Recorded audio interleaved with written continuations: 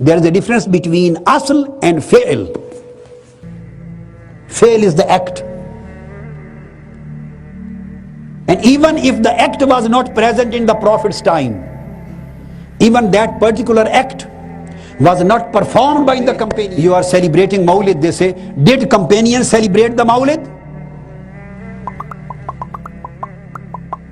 Somebody can ask in the same way, did companions build up very nice domes and minarets of the mosque as you do?